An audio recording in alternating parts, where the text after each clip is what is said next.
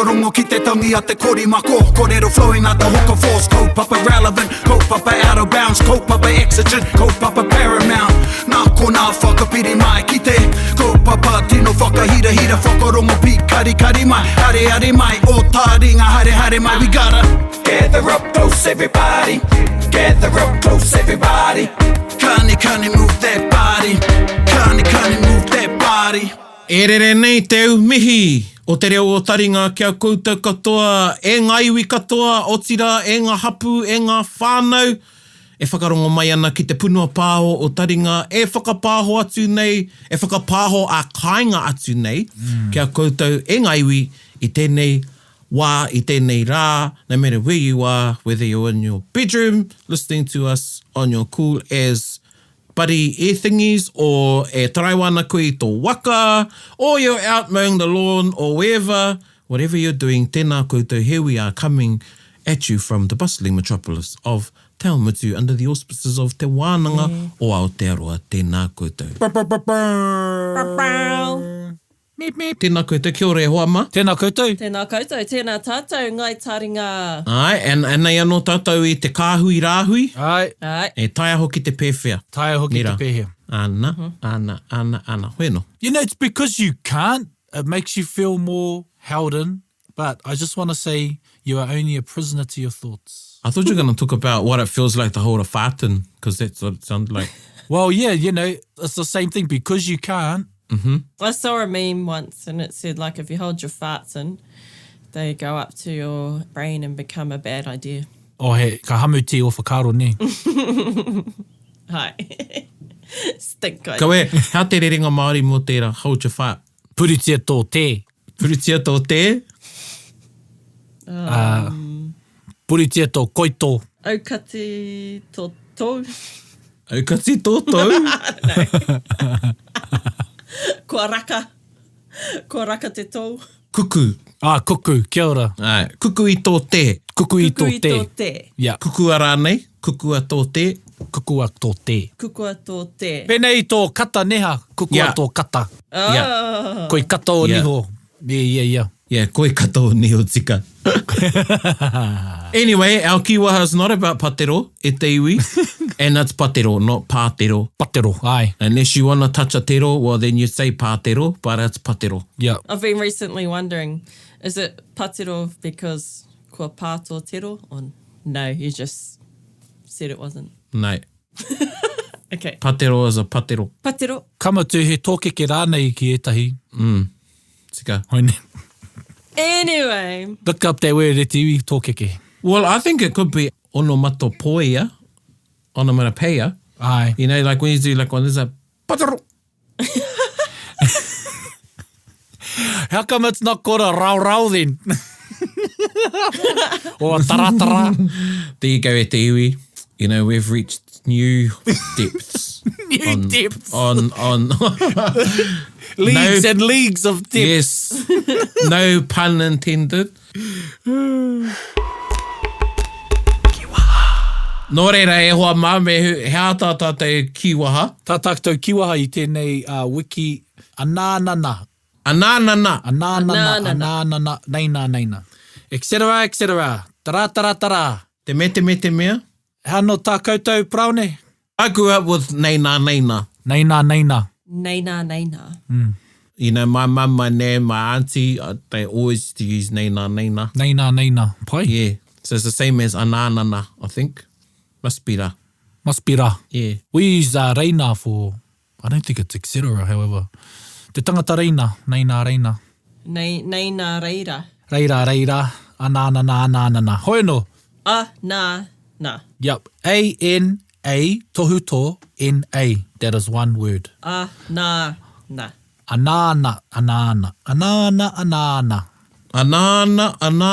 Yep, anana. You'd put it into a kōrero like, i haere ki te hui, nā I puta ngā whakaro o Erica, anana. Okay. Yep. Anei ngā tohu, me kaua koe pēnei, anana, wera tohu katoa. Where would you put this on the kiwaha scale? I think, like, you could use it as a standalone. Yeah, it's in the 1 to 2s. Yeah. I'd say 2. Yeah. I think though, if you were to, it could be a 5 too, like if you, me ka whakamahi ai roto I te rerenga kōrero. Yeah. Me whakamahi e koe I te wā tika. You could use it in a cheeky way too. Yeah. Like someone's going on and you're like, nāna, like, Yeah. et cetera, et cetera. Whakarongo tai, turi, wara. Ai, ad nauseum. And it's et cetera. Et cetera. Not ek cetera. Oh, yeah. I think I say X. Et cetera. Et cetera, et cetera. If you say ux, you need to say et cetera. Et cetera. Ana. Anana. Anana. Neina. Kia ora. You could do all 3 of those. Anana, neina, te me. Te me ai. Oh, te me. Anana, te me, neina. Yeah. Tara, et cetera. Like, let's all have a conversation. So you say anana. Yeah. Kei a koe tēnā te puaheiri. Like, I'm pointing at the screen. Yeah. Things are getting dire here when I start pointing at, we're on Zoom here, Tiwi. And you do te me, Erica. Te me. And I'll do neina. Aye. And we'll just, and ko tātātou, we'll put different tones in, okay? And let's have a conversation using those words, okay? Neina. Anana. Te me. Neina. Anana. Te me. There you go, e te iwi. Riveting. Profound. That was very profound. Koina e te, things, we're getting cabin fever here, te iwi. And we've only been in our taumata tuatori for just over, is it a week? Yep. Aye. We went back. So we've done that, we mahi te yo tātou. So we've been a yo-yo. Kei roto tonu I te hinaki tāmaki. Yes. Yeah, mihi ana kia koutou, aku hoa aku whanaunga o tāmaki koro nei koutou noho ana e whakaro ke ana kia koutou. And you fellas are probably going, neina, te mea. You fellas only been in 2 weeks. Yeah. Nana. Sometimes I guess when the reports come on and you're waiting, there's heaps of prelude, yarns, you're going, na, come on, let us know what tika, level we're neina, Neina. te me. Yeah, te me, ko tatapau, aku, kānga pahu, kia horo. Ka pai.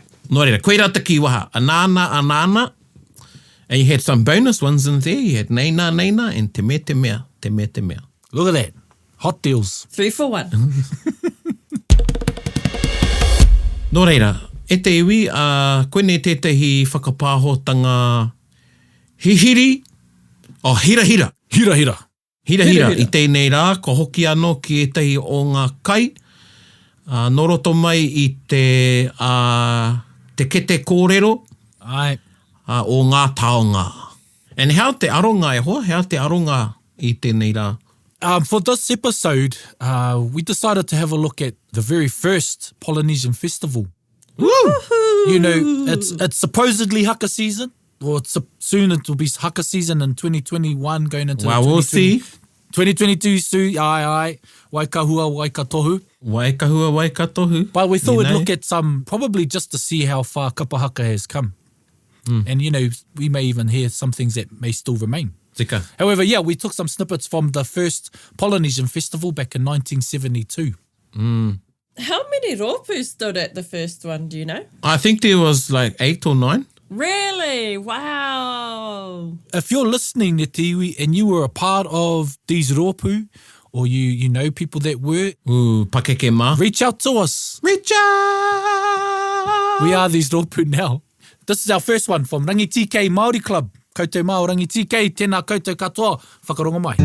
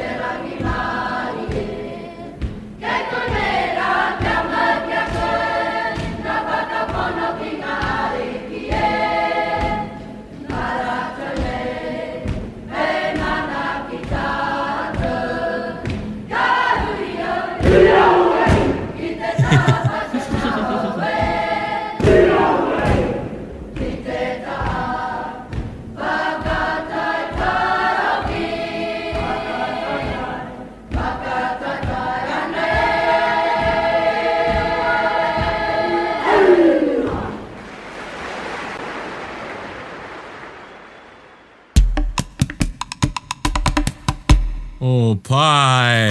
That was cool. And the crowd goes wild. Te karapu Māori o Rangitike. Rangitike Māori Club, is that what they were called? Aye, Rangitike Māori Club. Yeah. They sounded really young. Yeah, very young. Okay, who can name the tunes that were in there? Sleep John B. Aye, Knock 3 times on the ceiling if you want me. yeah. I don't know what that first tune was. Sleep John B, Erica. Sleep John B. And what was there was a Beach Boys sound in there? Yeah, that's the Sleep John B. Oh, I get it. I thought Sloop John B was an artist and the Beach Boys was an artist. No, the song is Sleep John B, and Beach Boys made it famous, but it's actually an old folk song.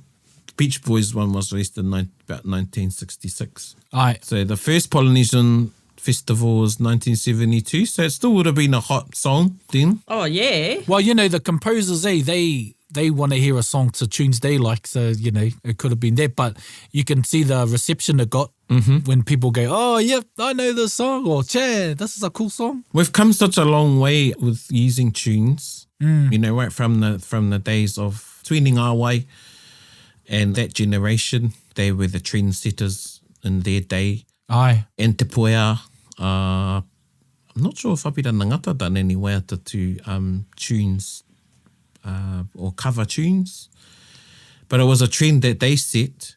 And yeah, it was just cool. It would have been cool to hear a popular tune done in te reo. Aye. And we've carried that on, but now you need to do it well.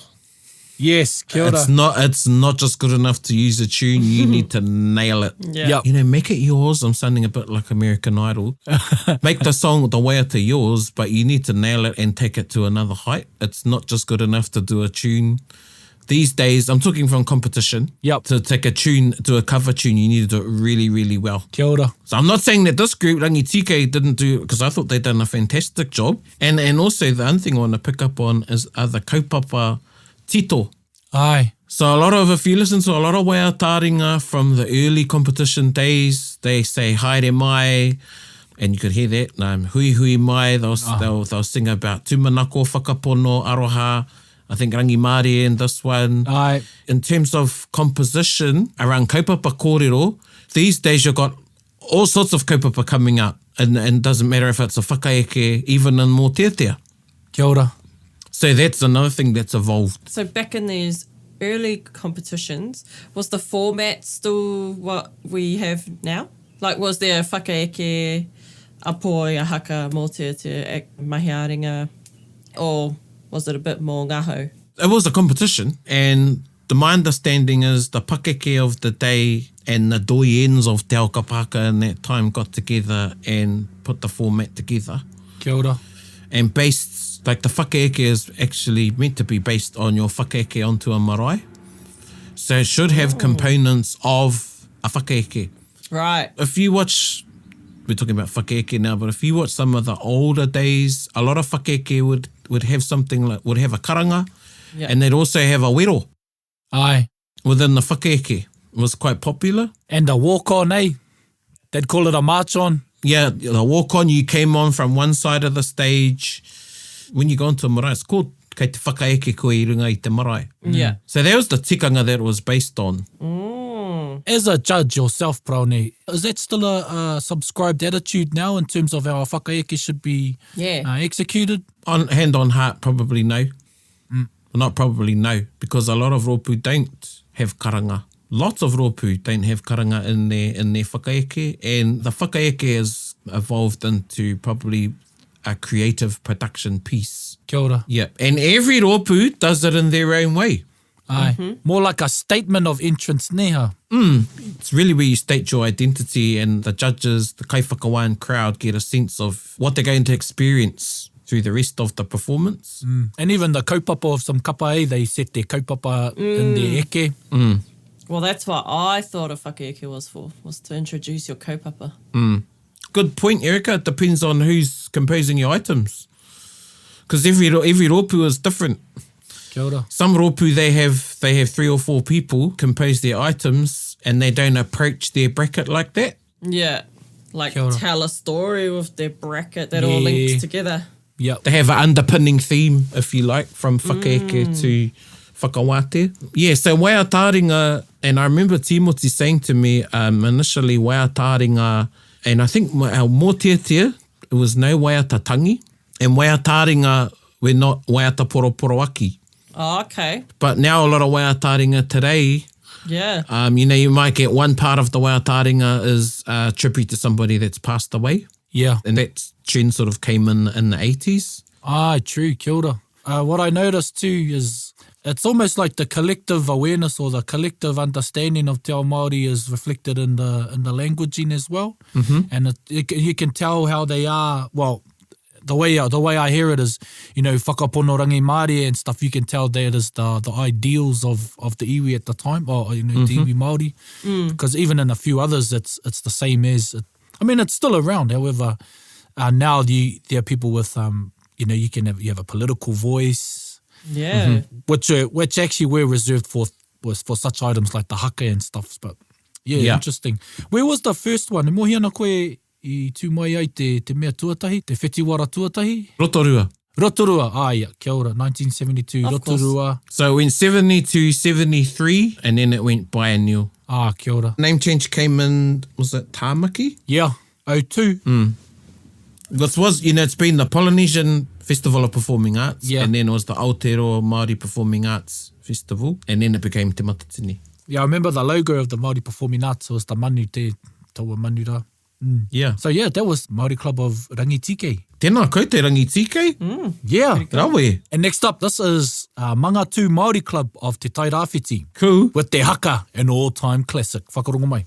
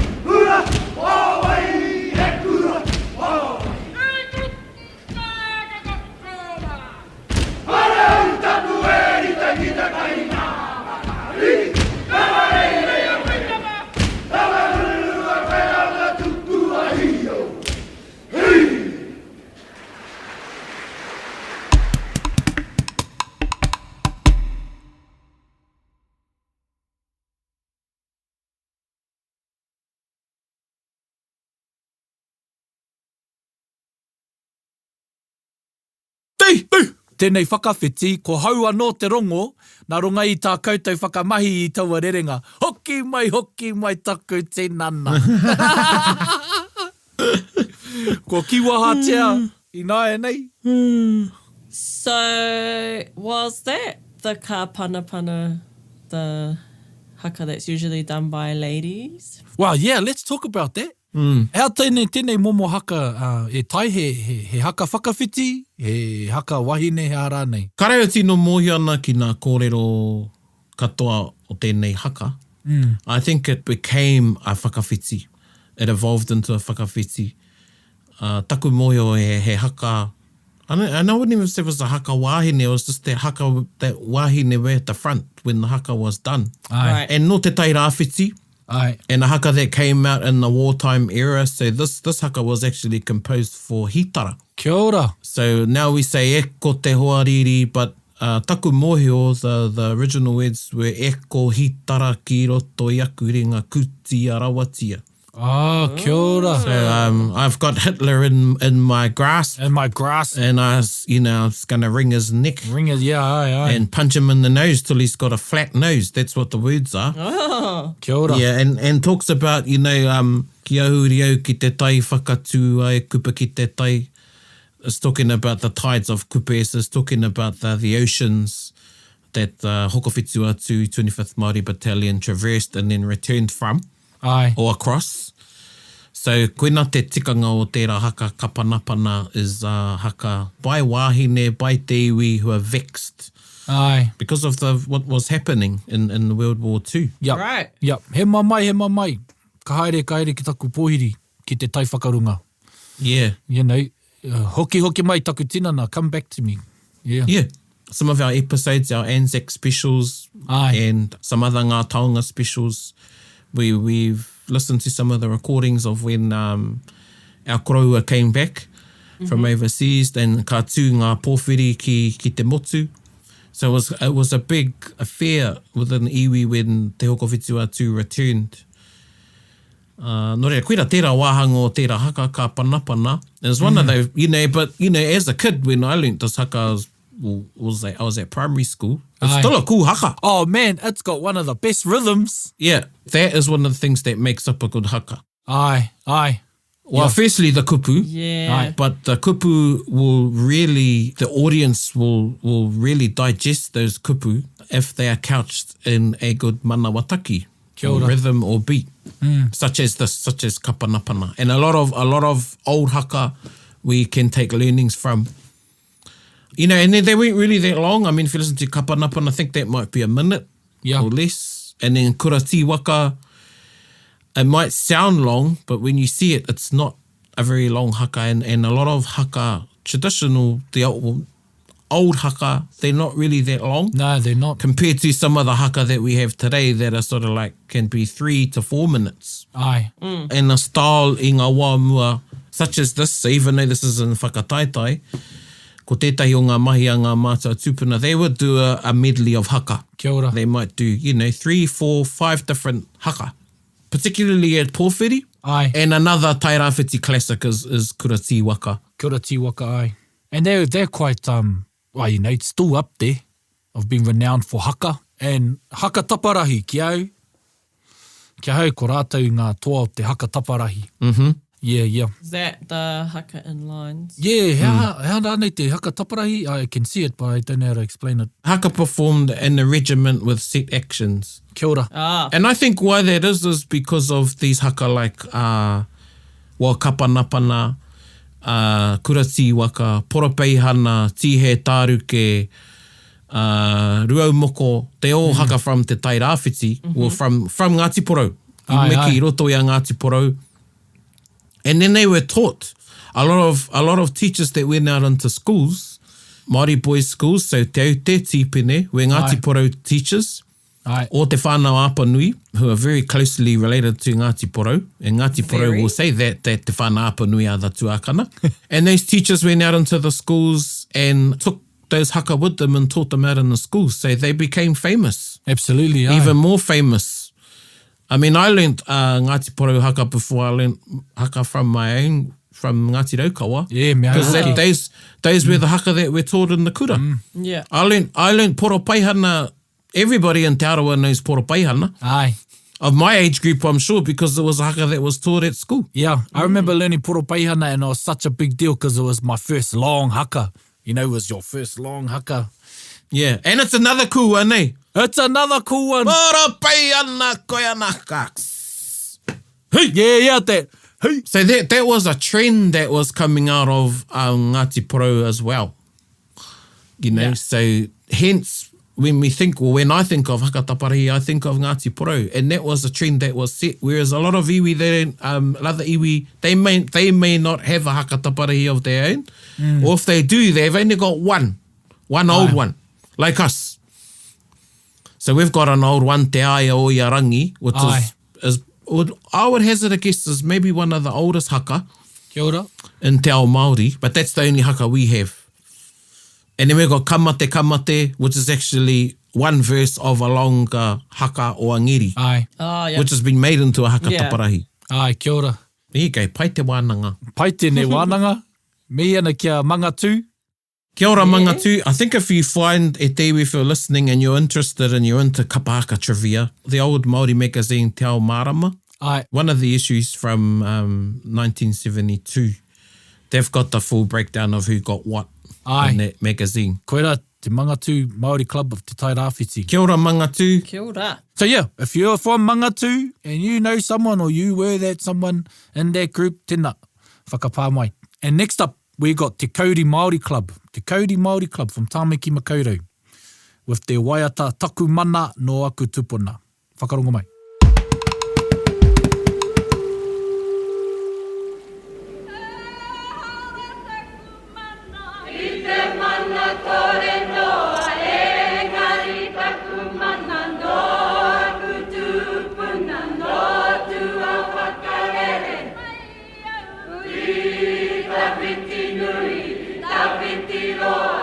This is out of it. Yeah. I haven't heard this one.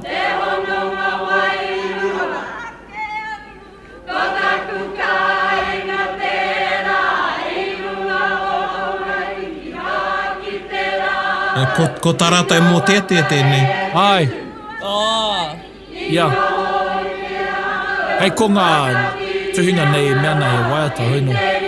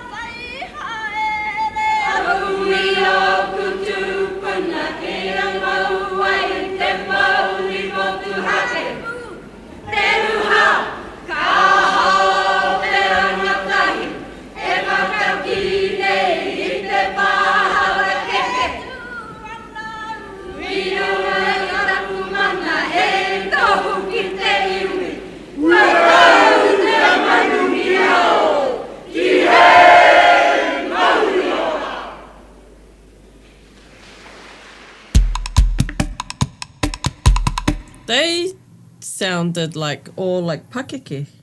Yeah. Most of the groups were. Oh, kia ora. Yeah, so I think even though that rangi tike might have sounded young, I'd hazard a guess that they'd be 30 and up. Yep. Yeah, you still had people in their 50s performing. Most of the groups were quite mature. Yeah. And that went on for some time, until we had younger people coming through. What I wanted to say is the messaging and the languaging they're using in those times, like the likes of, they recited the waka or the main waka as it's been noticed. Would you say that it's reflective of the mātauranga that was known or shared then? Like there was this, the migration kōrero? Yeah, well, and taking on board that this group's from Tāmaki Makaurau, so they would have been pan-tribal. Kia ora. And kapahaka filled a gap for our people living in the cities. So you had the rural groups like Mangatu or local teams, and they had a strong iwi base foundation, Waihirere and others. And then you had the urban teams, Ngāti Pōneke, Māwai Hākona, and Te Kauri. Ai. And there was a gap that they were filling. Kia ora. And they were providing identity for Māori that had moved or migrated to the big towns. So they were catering to a lot of hapu iwi a lot of the time. So you will hear that sort of theme in a lot of the waiata. Wakahuia was the same. Kia ora. They cater to a demographic of Māori, but it's different now because now we've got kohanga reo, we've got, well-established kura kaupapa, we've got whole generations that have come through that. Yeah. And kapahaka, urban kapahaka anyway, aren't filling the gap like they used to. They still have they're still absolutely relevant and have a purpose and intention, but the gap isn't as big for them to fill. Yeah, there's been a shift, as we've reactivated or realised, Māoridom has realised their roots and their reo. Some of them have turned to go back home to revitalise, or to take on their kapahaka. Or they're eating their pepeha. They're eating their pepeha, or they're feeding it to others. I like how they had heaps of kaya bits in that mōteatea. I don't know, but I really like mōteatea like that. It was interesting. It was interesting because it wasn't a traditional way of forming a mōteatea. Aye. No, definitely not for that time, eh? Yeah. It was quite, there's a lot of singing that was going on in there. And there were different, rangi. So you hear the high ones, and it would be interesting to see what they got marked. But again, mōteatea in competition is different to mōteatea on the marae. And this was, the matatini, well, this is the start of te matatini, was in its infancy. And I think rōpū and judges were still finding themselves. Yeah. Ai, kia ora. In terms of what kapahaka was in a competition. Ne? There were rules around what you could perform as a mōteatea. Kia ora. So I think waiata-tangi was a no-no. And I think I might have is said that that before. right? Was that then? Yeah, they discouraged waiata-tangi. And going back to haka, I remember in the 90s, Timoti, and it's in his book Haka, tā kingi I haka disagreed with wāhine doing the haka. Aye. Because where he was from, wāhine didn't do the haka. Oh, okay. Not just te tai rāwhiti, but other iwi that said, no, wait on, our wāhine do haka. Aye. So, there's all of that goes on. Yeah, just because you don't do it in your area. It's all that good. And still goes on to this day. Yes. I thought that too about the tone, whether it was a new take on what a chant would be.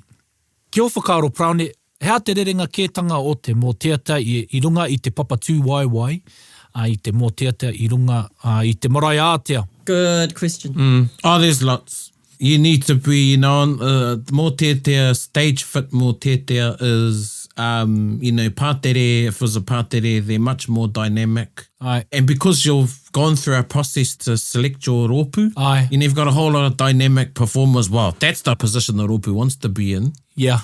So there's a whole lot more going on in the mōteatea on stage than there is on the marae, but there's other things that go on the marae mōteatea. Kia ora. Yeah, Kia ora. there's the feeling. Yeah, and you haven't got judges listening. I mean, you listen to a mōteatea on a marae, you got people on their own rangi, or they've got their own manawa taki, and that's just the nature of mōteatea. Kia ora. Yeah. Because someone's been taught one way and someone has been taught another way. It's not that one's wrong and one's right. Whereas when you're on stage, everybody's taught this way, and this is how you perform it, and this is how you say it. Yep. And the judges are listening for those things, and they're watching those things. Yeah. Yeah.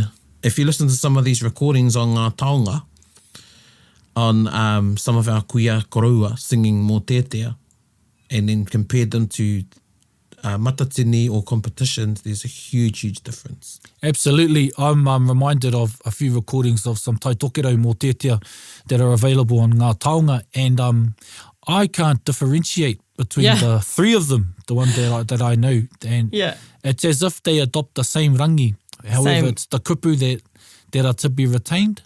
And I think it was some kaumātua that said for some mōtieti there wasn't really a tune adopted. It was just the one you would use at the time and the one that you may have taught or were taught. I've got an old recording of a mōtiatia that was written by my tipuna Taingungiru. And honestly, I can't even understand what they're saying, let alone what the beat is. Yeah. It just sounds like a whole lot of wailing. But then Yes.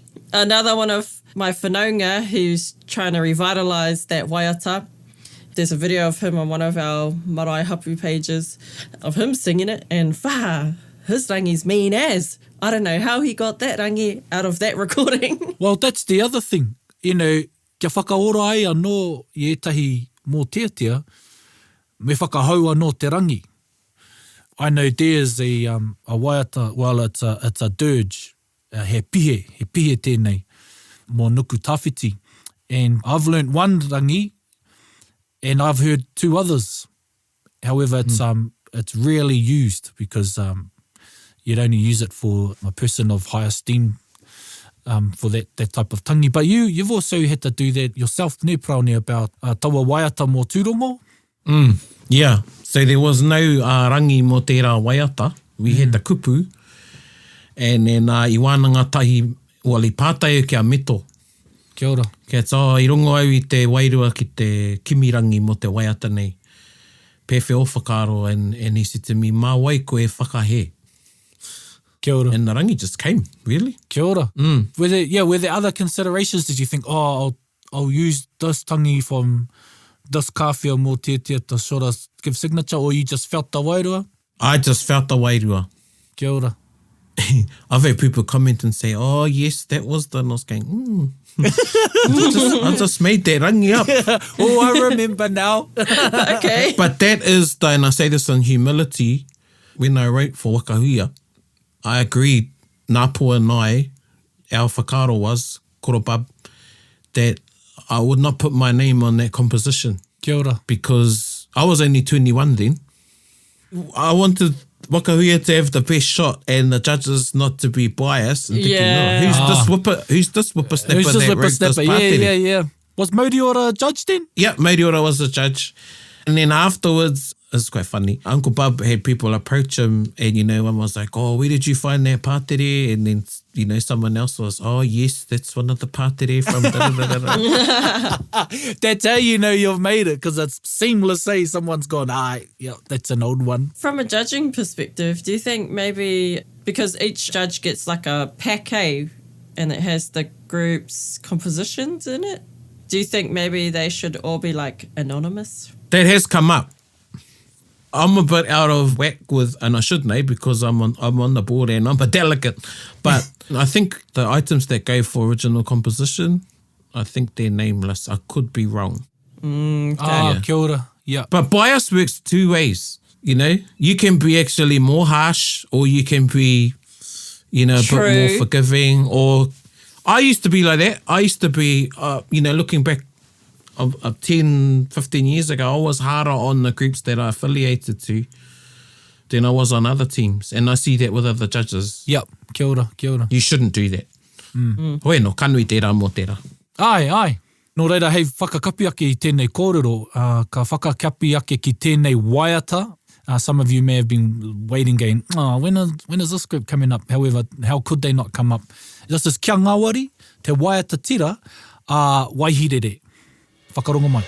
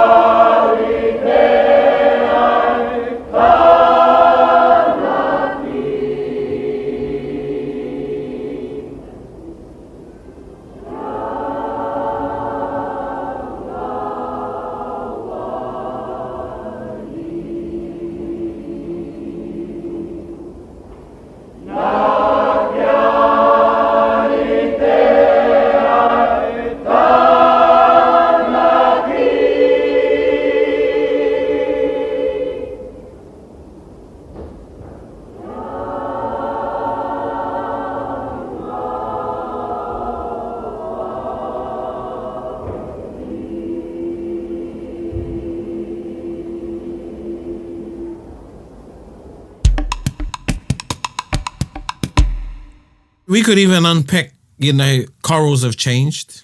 Kia ora. So that's a very classical, traditional way of singing the choral. I don't think anybody sings chorals like that anymore. Very Disney. Yeah. You would have a choir master, like Aye. now, it's just anybody can conduct, but you have actual choir masters that would come out and conduct the group. You can hear the hāhi influence in terms of singing and arrangement. And of course, kia ngāwari, of course, the kupu in there ēnei related. Yeah. Waihere. Yeah, This very same waihere that's still going today. Yes. the renowned Waihirere. Man, that's pretty cool. They were right there at the start. They're the inaugural winners. Aye, What does that mean? They're the first ones to win. Oh, wow. yeah, sort of like the Crusaders of... Sorry to... Yeah. I know Te Matatini is doing a book because there's a whole lot of other whakataitai, that preceded Te Matatini Polynesian. You got the koroneihana that was the meet and greet. Kia ora. That was big on the kapahaka calendar because that was the whakataitai a motu. You had the hui a tau, hui tōpū for te hāhi mihinare, had the hui a ranga for te hāhi katorika, Delamere Cup, I roto i a koutou. Oh, yeah. Aye, Yep. kia ora. That's still going. Tamararo, which is the oldest whakataitai. I was going to ask when that was, if it preceded or, yeah. And they used to have one in Tauranga as well. And that was the forerunner, I think. That was also a whakataitai a motu, and it was in the late 60s. I remember Koronapi talking to me. So, yeah. I did not know that there was a comp in Tauranga that was a forerunner of the Polynesian Festival. Hoi no e te iwi, there you go, we just listened to 4. And e mihi ana ki e rā kapa, Māori Club. And even Waihire is still there, Waihire Māori Club. Yeah, all the OGs, they go, oh, we got club this weekend. Even my mates from Makahuia, Yeah. we got club, we're in club, yeah. Yeah, that was the trend, Māori Club. And when I was at school, it was, are you going to Māori Club? Yeah, yeah. We didn't say kapahaka, I tērā wā. E mihi ana ki nā kapa katoa, ki te kapa o rangi tīkei, ki te kapa o mangatū, ki te kapa o te kauri, me waihirere. Tēnā koutou. E Ngā Taonga, tēnā rawātu koutou. Ai, E tiaki tēnā nei Ngā Taonga, e whai wāhi ai ngā iwi katoa ki ēnei Taonga, haere nei te wā, haere nei te wā. Nō reira, kia ora tātou. Kia ora tātou, neina, anana. Te mea, te mea. Hei kona. Hei kona. Hei kona. Bit whakarongo, bit kari. Gather up close, everybody, buddy. Taringa. Yeah, tahuri mai ki yo. Whakarongo ki te tangi a te kori mako. Korero flowing out the hoka force. Kaupapa relevant, kaupapa out of bounds. Kaupapa exigent, kaupapa paramount. Nā kona whakapiri mai ki te. Kaupapa tino whakahira. Whakarongo pi kari mai. Hare mai, o Taringa, hare mai. We gotta gather up close, everybody. Gather up close, everybody. Kani move that body. Kani move that body. Taringa, he mea tuku nā te wānanga o Aotearoa, nā te māngai pāho I tautoko. To listen to more episodes, search for us on your podcast app and subscribe. Taringa, whakarongo mai.